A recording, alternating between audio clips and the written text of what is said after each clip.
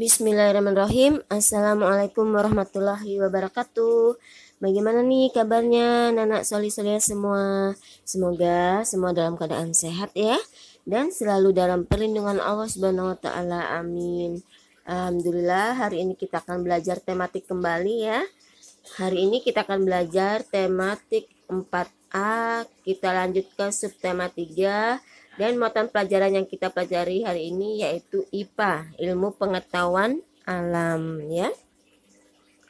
Nah, namun alangkah baiknya agar pembelajaran kita lancar, diridhoi oleh Allah, kita baca basmalah terlebih dahulu ya.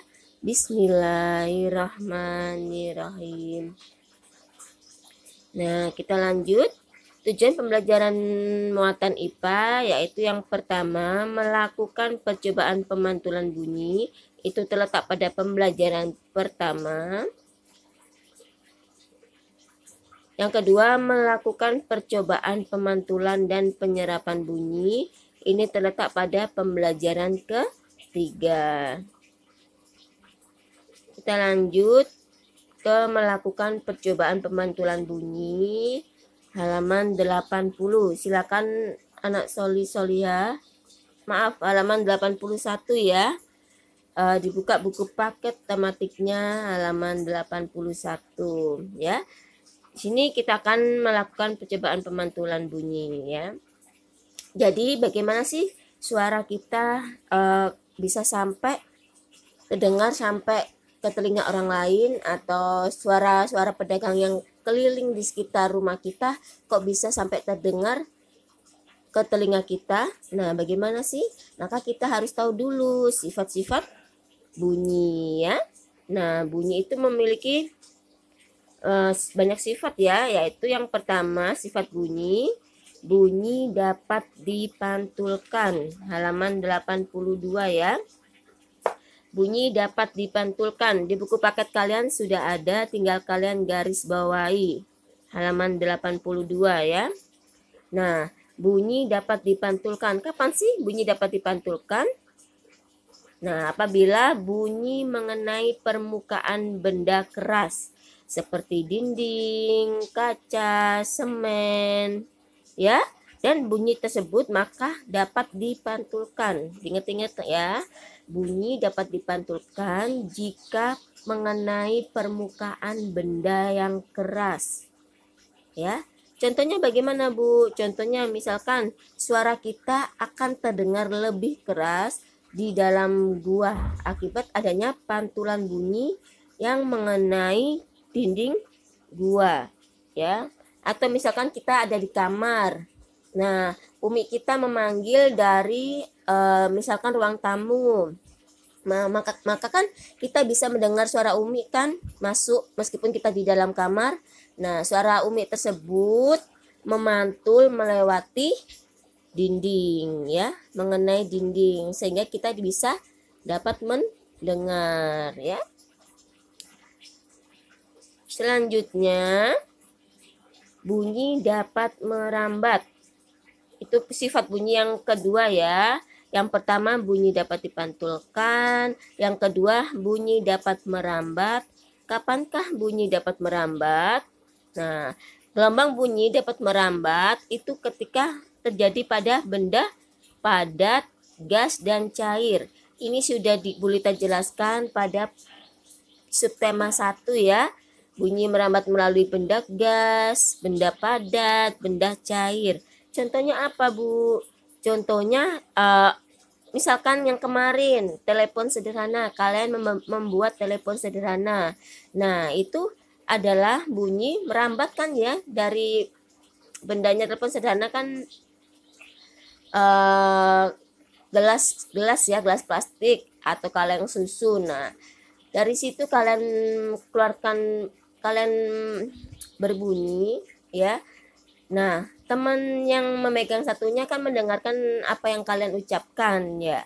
Nah, itu adalah bunyi merambat melalui benda padat, yaitu melalui benang tadi. Ya. Misalkan lagi kita dapat mendengar dua batu yang dibenturkan dalam air. Misalkan batunya ada di air, kalian benturkan, kalian dapat mendengarkan Nah, itu karena adanya rambatan bunyi yang melalui benda padat, gas, atau cair ya. Sifat yang ketiga yaitu bunyi dapat diserap. Bagaimana kok bisa bunyi dapat diserap? Nah, bunyi itu dapat diserap oleh benda yang lunak. Ya. Jadi bunyi dapat diserap jika mengenai benda yang lunak seperti apa? Seperti busa, styrofoam, gabus, dan karpet.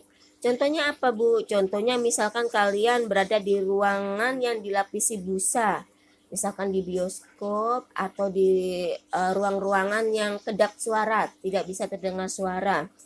Nah, itu dinding bioskop tersebut atau busa tersebut itu bisa menyerap suara. Sehingga suara yang di dalam bioskop tersebut tidak bisa sampai keluar ruangan ya. Karena adanya busa tadi, busa atau karpet yang meredam suara. Meredam suara itu menyerap sehingga suara kita itu tidak terdengar di luar ruangan tersebut ya. Seperti itu ya. Semoga bisa dipahami. Nah, ini adalah contoh. Nah, misalkan lantai dan dinding ruangan pertemuan dilapisin karpet. Tujuannya apa sih? Nah, seperti ini ya. Nih, biasanya di ruang-ruang pertemuan, rapat, atau di ruang-ruang bioskop itu dinding-dindingnya dilapisin oleh karpet-karpet. Ya, oleh busa-busa. Tujuannya apa? Tujuannya untuk menyerap itu atau meredam bunyi agar suara dari dalam ruangan menjadi tidak bising atau tidak terdengar hingga keluar ruangan ya. Jadi fungsinya peredam suara dalam ruangan bioskop atau rapat itu agar suara yang dari dalam ini tidak terdengar hingga keluar ruangan ya, seperti itu. Sekarang kita lanjut ke pemantulan dan penyerapan bunyi pada pembelajaran 3 halaman 93. Untuk percobaan pemantulan bunyi ini tidak perlu kita lakukan ya, karena memerlukan bahan-bahan yang lumayan agak susah didapatkan ya. Misalkan 2 tabung karton, ini karton bekas tisu gulung, karena tidak semua teman-teman kita mempunyai karton gulung ya. Nah, jadi ini tidak perlu ya, nanti Bu Lita yang selanjutnya mungkin nanti ada itu. Sekarang kita ke pemantulan dan penyerapan bunyi. Coba buka halaman 94. Nah, bunyi pantul, jadi pemantulan dan penyerapan bunyi itu ada 3 ya, yaitu bunyi pantul. Bunyi pantul itu memperkuat bunyi asli. Ya, jadi bunyi pantul itu dapat memperkuat bunyi asli jika jarak antara sumber bunyi dan bidang pemantul sangat dekat. Misalkan apa? Misalkan kita lagi berbicara di kamar mandi, nah ibu di dapur, maka akan terdengar jelas ya, akan terdengar jelas suara yang kita ucapkan ke telinga umi kita ya, karena jaraknya sangat dekat ya. Contohnya lagi misalkan pokoknya di ruang-ruangan yang sempit yang sangat dekat antara kita berada dan antara orang yang mendengarkan, itu sangat dekat. Maka kita dapat memperkuat bunyi asli, dapat terdengar dengan jelas bunyi yang kita ucapkan ya. Selanjutnya gema. Nah, gema ini muncul setelah bunyi asli. Yang nomor B ya, itu kalian garis bawahi semua ya. Gema itu jadi terdengar. Suara yang kita ucapkan itu terdengar setelah bunyi asli. Ini terjadi jika jarak antara sumber bunyi dan bidang pemantul sangat jauh. Sangat jauh, misalkan di mana Bu? Misalkan kita berada di bukit. Misalkan kita berada di bukit atau di lereng-lereng pegunungan. Nah, maka suara yang kita terdengar akan menggema. Misalkan aku. Semakin suaranya semakin tidak terdengar, ya kan? Tetapi suaranya itu tetap aku, tapi menggema kayak aku gitu, semakin hilang ya.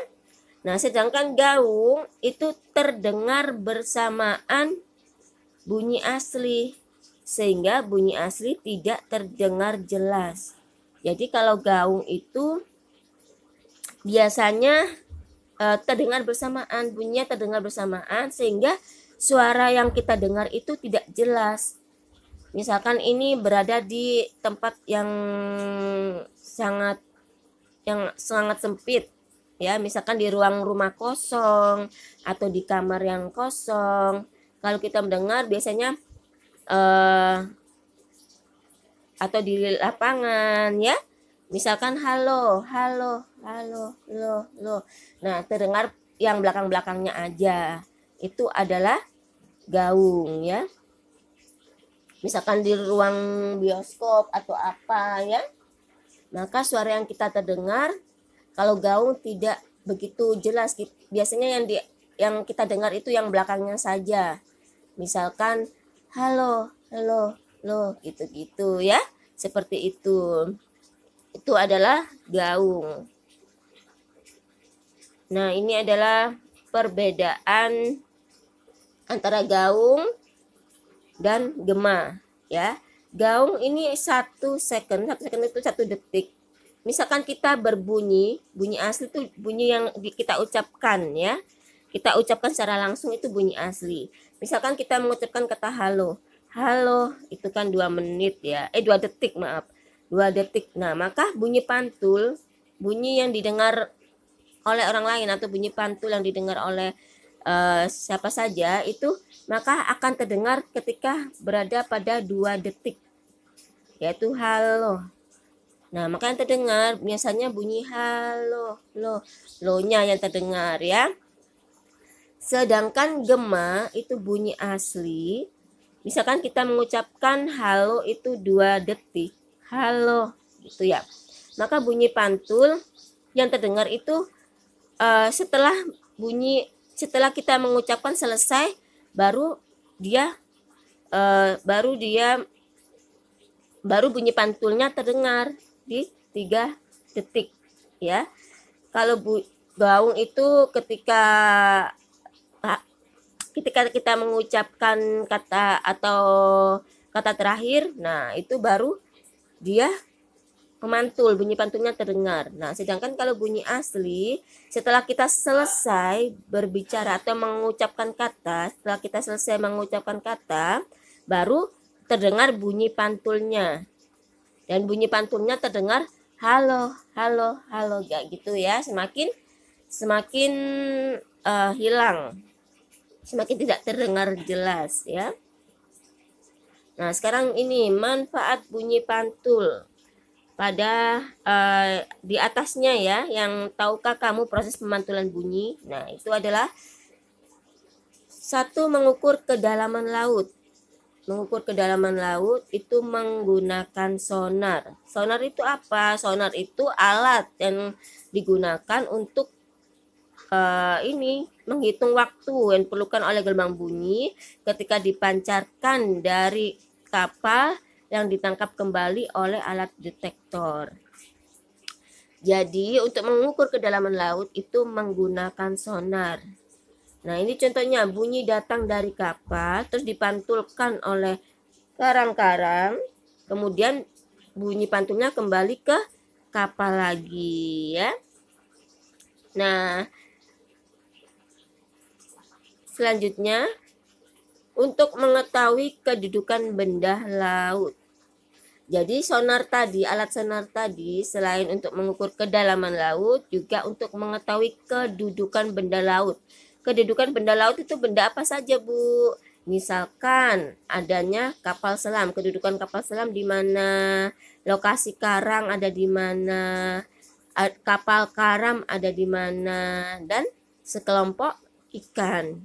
Dengan adanya alat tersebut, maka kita bisa mengetahui, oh iya ini ada kapal selam, maka kita harus belok tidak melewati jalan tersebut. Nah, itu ya, Masya Allah ya, hebatnya ciptaan Allah ya, maksudnya menciptakan manusia yang berakal sehingga bisa menciptakan alat-alat yang canggih ya, seperti sonar tadi, sehingga kita bisa mengetahui kedudukan benda-benda yang di dalam laut yang tidak bisa kita lihat secara kasat mata ya. Selanjutnya, nah untuk alhamdulillah sudah selesai penjelasan untuk muatan IPA. Untuk latihannya tolong kerjakan Ayo Berlatih halaman 85 nomor 4A dan B ya. Dan Ayo Berlatih halaman 96 nomor 2A, B, dan C ya. Apabila tidak muat boleh dikerjakan di buku tulis ya. Cukup sekian penjelasan dari Bu Lita. Apabila ada yang kurang dipahami silakan bertanya. Jazakumullah khairan. Wassalamualaikum warahmatullahi wabarakatuh.